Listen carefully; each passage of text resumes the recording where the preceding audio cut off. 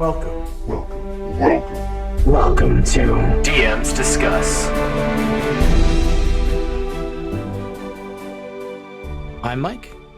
I'm Chris. I'm Scott.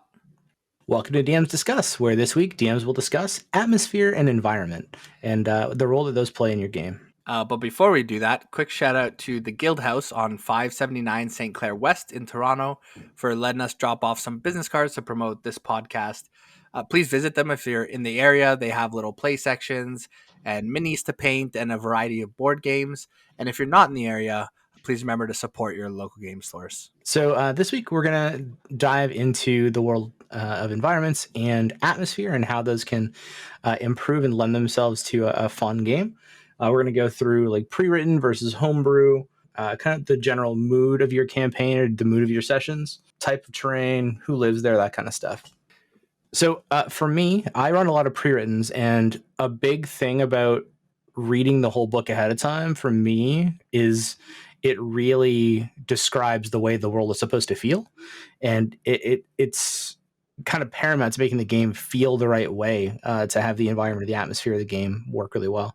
For example, the Wednesday night game I'm running right now is Curse of Strahd, as you both know. And in Curse of Strahd, they make it very apparent from the beginning that it is supposed to be like classic Gothic horror. And Strahd is supposed to be like an ever-present villain. So everybody's supposed to be always on edge. And if you don't read the book ahead of time, you don't know and don't plan for that, it can be hard to make it feel that way. Yeah, for sure. I think that's a really nice thing about the pre-written adventures is at the start of each one, they usually have like an overview of the campaign that kind of outlines like how it's supposed to feel. Like Curse of Strahd's like, this is a spooky game. Other ones like, this is supposed to be like, kind of like a pulpy adventure game or, like more classic high fantasy. And that can really help you kind of decide like what you're going for in like a pre-written module. Yeah, for sure. So like, what do you guys think are some of the things you can do to enhance the like environment, the atmosphere when you're building it out? I know for me with Curse of Strahd, it was like constantly making the players feel like they were watched and letting them know that was happening, and like making him not be just like a guy that's in a castle you have to go fight eventually, but be somebody that was like kind of ever present. And the constant threat of him being around never lets you relax, right? Yeah, I think when it comes to establishing a good setting like this, genre tropes are often your friend because they kind of make people, think of classic horror tropes or things like that. You want to rely on them because, it inspires those feelings of that environment and atmosphere. And, they're often tropes for a reason. Yeah, and I mean, I feel like with something like Strahd, there are things you can do. Like, I think maybe writing, when you review the campaign, write down some adjectives. Like, how do you want this campaign to feel? And I think the one thing that hit me with Strahd actually wasn't even about Strahd, Mike. Is actually the hag. This fucking hag was... After this hag would just keep coming back with a new coven or new witches to the coven. And then it felt oppressive. Like, that's the adjective I would assign to this hag. And that is that it felt oppressive. Like, every time we go to bed at night, we'd have to cast protection from good and evil. We'd have to do a tiny hut. We'd have to basically like, oh, we're dealing with these werewolves. Yeah, but what if the hag shows up? Oh, we're fighting 30 werewolves and had to use our one wish to teleport out while this hag is in the corner laughing at us and watching us and could pop into the material plane at any time to take advantage of the situation. I think thinking about adjectives, like, I feel like Mike must have had oppression as one of his adjectives because I felt that character and, like atmosphere and environment is not strictly atmosphere and environment, but the characters you put in that environment can also help to shape that environment, right? If you're in a mine and you want the mine to feel lonely, like maybe there are some miners down there who talk about, oh, it's so lonely down here and we just chip away all day. And something like that can really add to atmosphere too. Yeah, totally. And like for the hag, that wasn't something that was ever supposed to happen.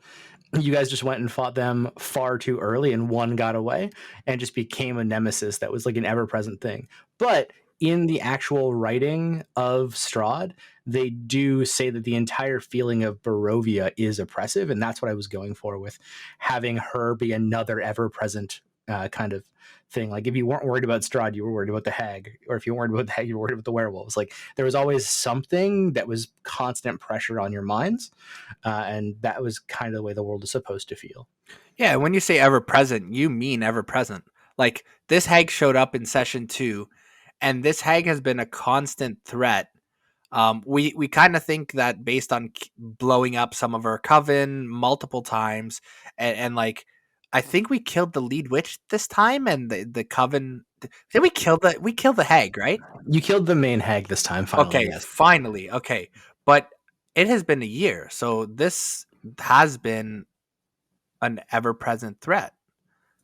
Yeah, and I think with pre-writtens, I think understanding the material and trying to put yourself in the shoes of the author, and like even putting your own spin on it is totally okay. Like, maybe the atmosphere is meant to feel dark and oppressive and something like that, but maybe you want to add an adjective there. Like maybe you want to add peculiar. So on top of the Strahd campaign being dark and oppressive, and maybe there's some kind of strange and mysterious things that happen throughout the land. Like, for example, Mike, if you were to say, like, you walk into a forest and you watch as this plant grows and bursts with light and then withers. And a few seconds later, another plant at the same time bursts with light and withers. And that just keeps happening. Like, I don't necessarily see that as being dark or oppressive, but peculiar, right? Like, that is not something that happens in other places. So I think adding your own spin and adding your own adjectives and thinking about, like, what do you want this place to be, can, like, go an extra mile to add something fun to pre-writtens, at least. Yeah, for sure. I did see there's a post from someone on Reddit that I saw where they're saying how they want to run Curse of Strahd, but play Strahd like a vampire from What We Do in the Shadows. Because like with all his pageantry and the fact that like the whole point of him being in a dread domain is that, you know, he's being punished, he never gets his wife back, and always everything kind of fails for him all the time. Is playing him as this like goofy, over dramatic, over the top, like operatic vampire who just can't get anything right would be an interesting way to play him. Like he's always trying to bother them, but like it's way too over the top that no one takes him seriously. Now, I love that, and that would be an entirely different feeling campaign. You know, there's one thing I've wanted to do generally. Like I ran that one shot for you, which podcasters are going to hear a lot because I don't DM a ton. So, you know, my DM pool is a little bit more limited.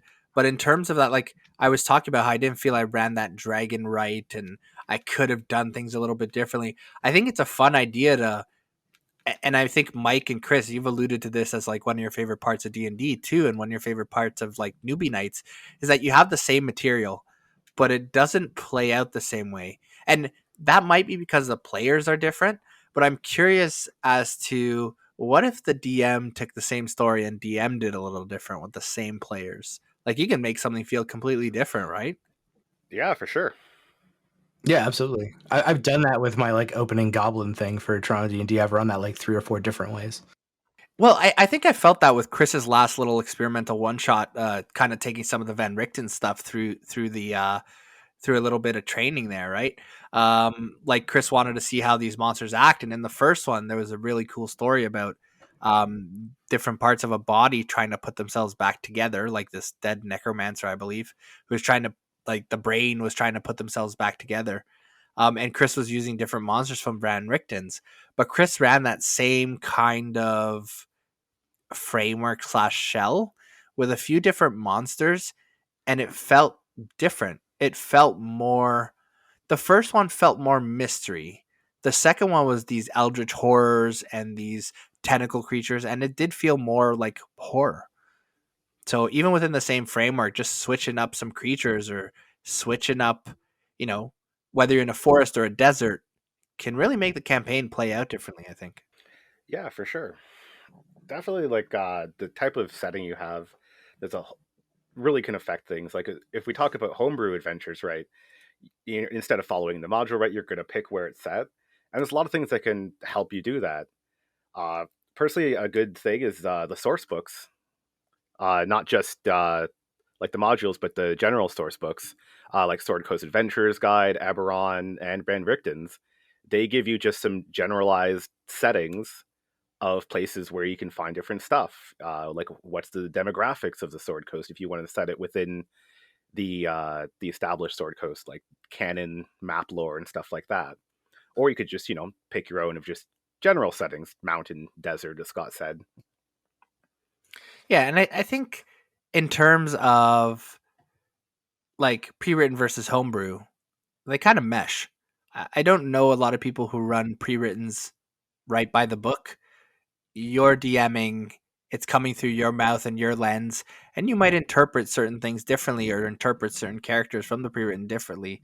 So when it comes to, game environments and pre-written versus homebrew, with a pre-written, the game environment's there for you, and you can homebrew on top of it. But you can also put your own spin on things, right? Like, not in terms of homebrewing a new character or switching up the environment, but you can take that pre-written and quote unquote like homebrew your own character voices. Like, I don't know if you'd consider that homebrew, you're just doing the pre-written, but I think even just using a different voice for something can really change what it means to people. Yeah, absolutely. I mean, having different voices for things and the mannerisms of people, like Chris said, Strahd, if he has like a crazy, like a horror vampire voice, is going to feel entirely different than if he is like an over the top, like flamboyant caricature of a vampire, right? Like, Can we hear those two voices, Mike? no. Chris, can we hear one of them and I'll do the other one? Blah, welcome to Borovia. I am Strad von Zarovich, and I have come to drink your blood. Which one was that? That was the over-the-top vampire voice. Yeah, I feel like flamboyant Strahd. I don't know, what would flamboyant Strahd be like? Oh, come in for dinner. We can sit down. We can eat. I can stare at you for a while. We'll have fun. I think that's still horror too, but I don't know. Still horror, just brighter. Still horror? Brighter horror? Yeah. Bright horror. New genre. You're all going to die. That's my Strahd laugh. I like it. And you play him like the Joker. It's perfect.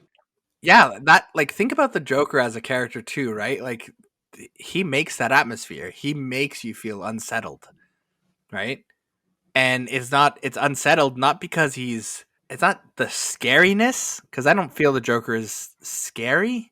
No, it's the unpredictability. Yeah, that was the word that was in my head. He's unpredictable. You have no clue what he's doing. Yep. And that can be terrifying in its own right. So I feel like from the lens of pre-written versus homebrew, like you said, pre-written, the atmosphere and the environment is there, but you can always add to it. But when you move to the homebrew side of things and you're trying to build the whole world yourself, there's a bunch of stuff you kind of have to take into account, right? So it'll be the creatures and the way that they act. That'll be a huge portion of it. But you also have to think about like where it's set, when it's set, like what are the benefits or challenges of living in the area where your campaign is set. Yeah, so let's go through each of those kind of topics. So we're talking about characters in it, and I think that's one point, but let's talk about terrain, like just the general environment. And I'll kind of throw it out here. If you're in the desert and your characters need to find water, that is an environment or atmosphere that they're going to feel. They're going to feel that oppression of not being able to find food or water being scarce. And if they're taking hit point damage based on thirst, that can be something that really adds to the atmosphere. And things you'll find in the desert, various creatures, perhaps their pace as well. Your pace in a desert, you might be during the day taking rest and setting out in the evenings and going through the night, which can impact what you are going to encounter, right? Yeah, absolutely. If you're only fighting like nocturnal creatures because you're only traveling at night and you can't see too far ahead of you, so you don't know what's waiting for you. Like you can really create like an atmosphere of like apprehension in those kind of areas, just because of that like ever present issue of thirst and like just sunlight that is overwhelming. Yeah, absolutely. Hey, Mike, I have 60 feet dark vision. If you haven't seen the meme, people get very, very excited about having dark vision. So, but I think that's something that plays into like if you are traveling at night, like, hey, half your party can't see what the hell's going on here because it's dimly lit, and or it's dark in this area. You're traveling at night and you've gone to a little kind of cave system, or you're in the dark. So your non-dark vision characters, you're at disadvantage for all your attacks. you want to try to climb this cliff, yeah, you're at disadvantage. You cannot see the handholds. Yeah. So, Yeah, I think having those kind of environments that are really inhospitable really lets you play with some of the survival aspects in D&D that may not get a chance to be used in like a more urban setting or just like a straight dungeon kind of crawl where, like have people need to hunt, to worry about like a lot of the ranger skills are super useful of not being slowed by difficult favored terrain can actually come into play. So it's I think that's a really fun thing to like give players a chance to use the out of combat non-urban survival skills that are in the game, but may not get to see the light of day as often. And yeah, like Mike, you're sending us up into some mountains, and we had to spend some time preparing for the cold because we've just been in a fairly temperate climate lately. yeah, and if I can give you a little bit of a nudge, Mike, I would like to see some of that cold affect us, right? Like if we do take hit point damage because we're not prepared or we don't start a fire at night, I think that really adds to something. And like we did, because I think as a DM, I think there's a few things you can do here. We knew we were going into the cold, so during that session, my character was like, we're gonna look out for furs, or we're gonna go and we paid some gold to get a bunch of furs for the party. But if we did go out there without furs or without saying we're getting furs, as a DM, I think it's okay to be like, yeah, you did not come, like your character is usually half naked, so you didn't tell me you're getting furs and you Oh, are taking absolutely. cold damage. Right. And you don't have to be like, okay, you're in the cold and it's your first night and you die. No, but when they get into that cold area, like it's really cold here and you are not well clothed, take a d6 of damage. I think there's a lot of other options to display things like, cold, obviously frostbite would be a damage, but like you have exhaustion can be a thing. Maybe because of the cold you move slower. Everyone takes a movement speed penalty. Like there's a lot of things you could slowly build it up instead of being like, haha, you're in the cold. Like start taking damage. Like, okay, like Yeah, first you're gonna get slowed, then you're gonna get exhausted, then you're gonna start taking damage. And like to have that feeling of it's like the cold setting in. totally. Like you I guys like that. didn't get didn't get snowshoes, not horseshoes. Didn't get snowshoes. So like how are you tramping through 3 foot snow banks and stuff? Ixie returns to the guy and gets Good thing we snowshoes for haven't everyone. left the city yet. Note to self: buy snowshoes.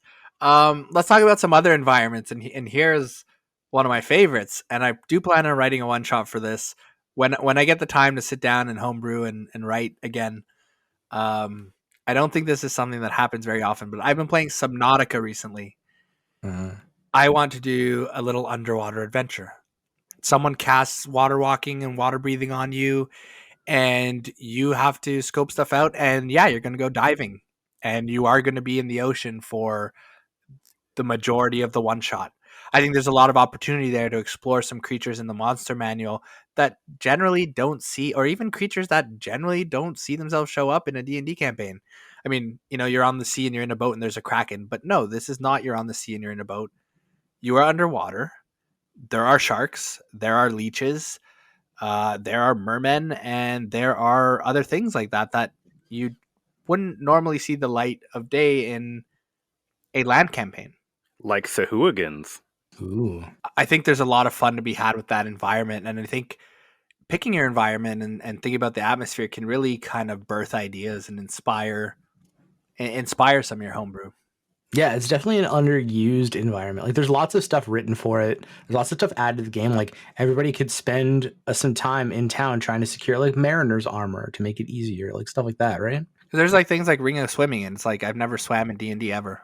Yeah, for sure. I mean, I've used it in some campaigns where it's been kind of fun. Like in one session of a campaign, there was some stuff that involved like going down to a shipwreck to get some stuff. So like that was a fun session, but I haven't had anything that was like longer term where there was a lot of like aquatic stuff. I think that's what it is. I think in most cases that it is an underused environment, and the ocean or water in D&D is generally seen as kind of a side environment where it's like, yeah, give me in the ocean for 30 minutes. But it's like, no, what if you're in the ocean for a few days? Right? I Yeah, think like you're on a boat and your boat that is in the ocean gets threatened by a kraken. You're not like swimming down around in the ocean like at some sort of underwater city when you exactly. get attacked, right? Exactly. And that's, I think, me writing some homebrew around that is just to try and use that underused environment. And that could really birth some cool ideas in terms of the creatures that are down there and what they can do. And yeah, so what are some other environments that you guys can think of that you enjoy? Well, now that you said underwater, all I can think of is writing a Titanic one shot where you have to try to go recover the heart of the sea. I think that's cool. I like a good. Honestly, I like setting stuff in swamps. There's some really fun enemies that you can put there, and a lot of ways you can turn the environment against the players. Usually you can force people to dismount in swamps. If people got a bunch of horses early, you can really slow down travel. This is like a ton of fun stuff. I personally love like bullywugs and froghemoths and stuff like that. It's always a fun encounter. Yeah, you just really do love like the gross, smelly creatures of D&D. There's so many good things that live in swamps. Yeah, and so many good things that could hide under little bits of water. Like you love using skittering horrors against us, and I feel like they would be kind of the perfect creature to hide in like a relatively shallow, swampy area. Exactly. Yeah, for sure. Another environment that well, anything else? The swamps. I mean, I like the swamp thing. I think it's dark and muddy, and there's a lot of challenges there, and alligators and hags, and I think Diseases. diseases is something Yeah. that I don't know how much those get played with in D&D, but if you have a paladin in your party, he's going to feel like a superhero when he cures everyone's swamp rot, Yeah, exactly. I think diseases are often underutilized. Absolutely. Can I throw out another type of environment or terrain? You go for it. The heavens and hells. A lot of this stuff happens on the material plane. There is a lot of talk about celestial planes and hell planes. And Chris has actually talked about writing some hell based fun one shots or little adventures. But I think having your players on these celestial planes or the hell planes, or even for that matter the astral plane, whatever that means to you, right? I think there's a lot of space and creativity that can be had by shaping that plane to what you envision it to be. Like, what is a celestial plane? Who's there? Are there resources there? Can you gather holy orbs that can be used to and brought back to the material plane to help craft holy weapons? Like, what exists in that plane? And I think like the heavens and hells is a cool environment. And I don't know, they get used on occasion, but I think they're really interesting to play with. Yeah, for sure. I think the thing with all of the different like normal areas in D&D is like swamps, deserts, whatever. You always kind of envision it in terms of like terrestrial things, like earthly things. But when you start talking about these like outer realms and the celestial realm and like the hells, like one of my favorite things I've ever listened to was the Search for Grog that they did with Critical Role, where they were in the like pandemonium plane, which is just like a crazy like made up plane where everything, like nothing lives there, or nothing should be able to live there. There's like winds that you need to use like relatively high level magic to shield yourself from, or you're just taking like constant damage and being constantly barraged by things that make you not able to hear or see. Like that kind of stuff is crazy to me. And you can really bend the rules of what an environment can or should be when you're putting yourself on a plane that's not like based in a terrestrial area. Yeah, definitely D&D has a lot of outer planes that are super fun. I also enjoy the Shadowfell is a really fun place to set some stuff. It has some really neat effects where essentially you could just perpetually at risk of going mad just by being in there. And I know I've done a few things about accidentally wandering inside it. Can you describe the Shadowfell to me versus like the Underdark? Because when I hear Underdark and Shadowfell, I kind of envision the same thing, like a very edgy, dark, quote unquote evil. Not necessarily evil, but there's probably some shifty stuff going on. So when you talk about Shadowfell versus Underdark, so Shadowfell is actually a completely separate plane. It is not on the material. The Underdark is literally underneath everything. That's just real far under. Gotcha. So, Yeah. I mean, the Shadowfell can have different rules. Yeah, it could have its own, different rules. It has this like certain effects that happen to you by being in there, and its own like native creatures and stuff. The Underdark is actually just a massive interconnected cave network that a ton of stuff lives in and lurks around in. But you can just like go there. So when we talk about different rules, I think that's one thing to play with in your environments too. What are the rules of this environment? So you might be in a plane where gravity is constantly in flux. So every round on the beginning of your turn, you are elevated 5 feet. And once you reach 15 feet, every round on the beginning of your turn, you descend 5 feet. That might add something cool to combat. Yeah, or something like the ethereal, where your movement isn't bound by gravity, and you can move your movement speed in any direction because there isn't any gravity. You just move where you want to move within your amount of movement speed. There was something really cool like that in the Exandria Unlimited series where Abria, I believe, she actually did give somebody the ability to move their movement speed in or like adjust their gravity. So they could have gravity instead of being a downward force, they could make it a frontward force or a backward force or push them diagonally. And I think Liam used it to spoiler, please. You can skip ahead 5 seconds if you don't want to hear this. Liam used that to actually assist in a grapple check, where he's like, I put my gravitational force towards this person and I'm going to grapple them. Mhm. And I thought that was super cool. Yeah, for sure. And that's the thing with like setting stuff in other planes is that you can play around with rules like that and you can basically make up whatever you want to. You could do that in like the material plane if you just have some explanation for how it works. But setting stuff in other planes is a really good idea to introduce like creatures that wouldn't normally be found, rules that you want to try out that haven't been found in other places. Yeah, and I think the questions that we put together for this episode kind of give a good overview. Like we've kind of gone into a lot of these, but our point form for this, and this point form might be helpful when you're creating an environment. Type of terrain, atmosphere and general mood, who lives there? What are the challenges living there? What are the benefits in living there? Are there any resources in this environment that are useful? What are some interesting things or quirks about the place? Is there a historian who's lived here for a very long time and can recall information about just about anything? Is there a statue that's been um, proclaimed to give great boons? I know Chris had one statue in his game that I guested in, where you could leave money and this statue was like a god of armament. So if you left an offering, your weapons could be upgraded and things like that. So things like that, even just interesting little places to visit in the place. And then I think finally, what lives there? Yeah, I think we've basically covered all of those points just in the discussion around these topics. So Absolutely. And I think those are kind of the questions you should ask yourself when you're building out an environment. Are there any other questions you guys ask yourselves when you're building things out? Generally, we're saying about resources found there. Usually, especially generally, you're going to have more than one of these settings in a lot of stories that you end up running. Is having a reason for players to go there, and that can be those rare resources. I know your adventure is mainly on the ocean, but maybe it wouldn't start there. So there'd be like, why are we going to spend all this time at the ocean? Like, what's so great about it? And it's maybe a forgotten underwater temple or like a strange city full of sea people.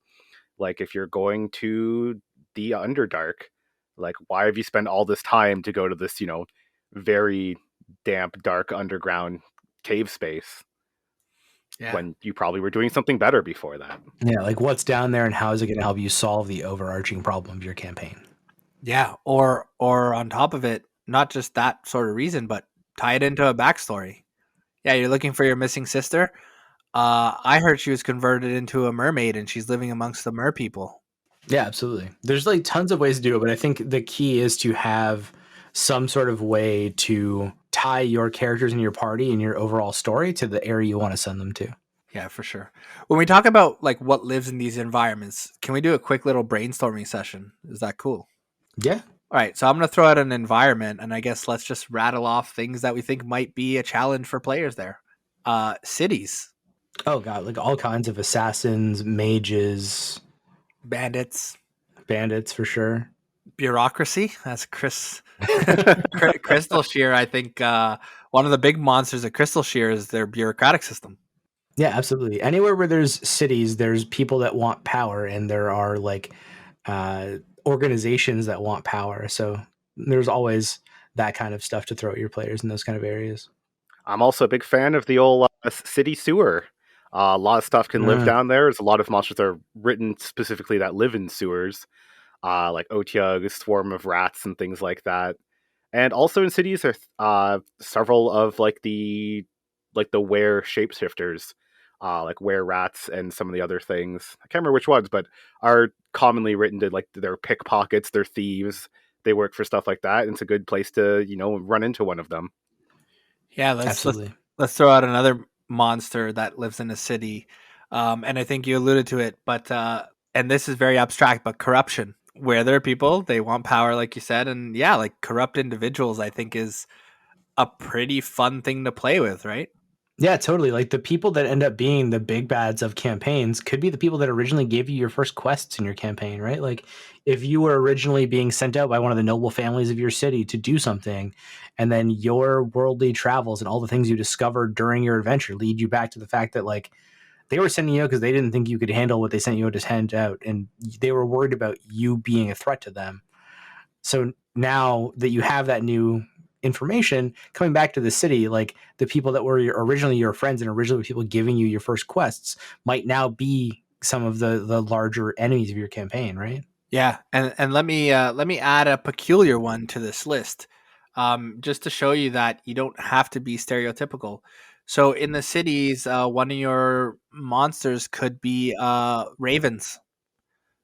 When we talk about what are the quirks of this place, maybe you are in Ravenston, and Ravenston is famous because there are flocks of ravens that commonly attack people. Yeah. And like you could adapt your monster to your environment. Um, Want to throw out the next environment? So next environment is deserts. For deserts, the first thing that jumps to mind is like a lot of reptiles and their giant variants, scorpions and snakes, various lizard things. Yeah, all kinds of the like crazy poisonous things that you would encounter if you were trying to survive in the desert. Yeah, I mean, I think like scorpions, centipedes. Maybe the quirk of this place is that they're well fed, so they do get pretty big. Also, classic desert monster, mummies. I didn't even. Love that. Love mummies. Yeah, I didn't even think of that. That's actually really, really good. Yeah, now you got me thinking about pyramids and all that stuff. It doesn't have to be a full-on pyramid. It could just be a small burial shrine that a couple mummies wander out for a random encounter. A sandstorm uncovered it, blew it over. We still have to go fight the fucking mummy lord in that pyramid in Crystal Shear, don't we? Yep. Awesome.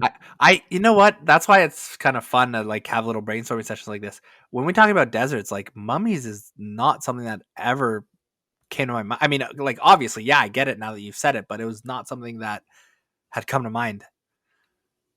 That's really cool. Want to do a few more from the list? Mike, do you maybe want to pick one? I mean, I want to set something in space, so I'm just gonna say space because I want to hear what ideas you guys have for it. Space is interesting. There's a lot of stuff you could pick from there. My first thing comes to mind is the like there's like some cosmic beings that I forget what they're called inside the monster manual, but there's like several of them that are supposed to be like astral travelers. Yeah, there's like the astral dreadnoughts that were in the last Critical Role campaign that would be a cool kind of spacey thing. Yeah, let me add a few to this list. I do really enjoy space. I like sci-fi.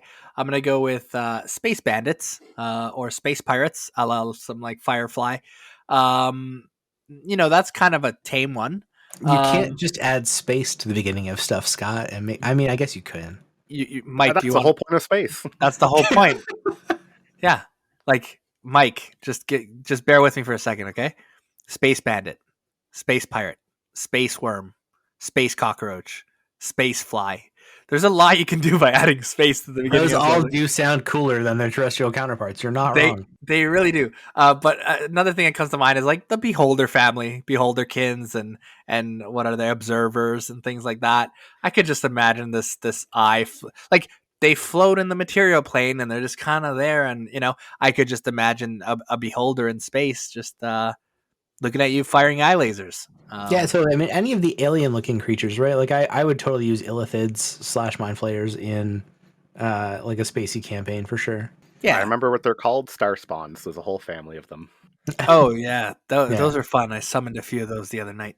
And yeah, I mean, I think space is a fun one to play with, and I think space is like It doesn't have to be space per se, but alien planets or non-material plane, etc. Right? For sure. Yeah, Chris, do you want to pick one from the list that you enjoy? Sure. How about jungles? I'm running something in a jungle right now. I could always use more ideas. Don't give them any good ones. We're in enough trouble as it is. I listened to a Stuff You Should Know podcast the other day on Venus flytraps and carnivorous plants, and they're actually really, really cool. And I think something like that, like, you know, overgrown carnivorous plants who are more intelligent than your normal plant life. Something like that comes to mind for me. That's actually a really good idea. That's like the one thing I haven't used as kind of a classic jungle thing.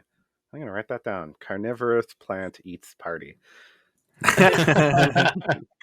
That's pretty solid. And I think you can use some stuff that aren't necessarily creatures, but they're like the ancient green dragon that we fought in your Thursday night campaign, Chris, has layer actions that I think are cool things that you could do in any jungle, like crazy wine or like walls of vines, grasping vines, that kind of stuff that could be the terrain just trying to impede you. Yeah, exactly. Like, obviously a lot of, jungle animals can be there, but the terrain itself working against you, either on its own or with a green dragon doing it, is another really fun thing to play around with.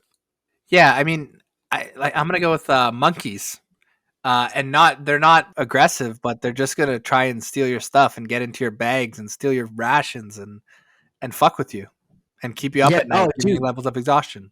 Monkeys are assholes. Like, legitimately, when I was in South Africa, I watched a monkey run up and steal a sandwich directly out of the hands of one of the people on my tour group. It's hilarious. When you're hungry and can't say please, what are your other choices? Yeah. Oh, dude, these monkeys like ran this campground. It was hilarious. They had found out that like lions couldn't get inside the walls of the areas where the humans were camping, so they just like climbed the walls, got in, and took over. But I think the one thing that we've learned is that if you put the environment word in front of something, that creature now lives in that environment.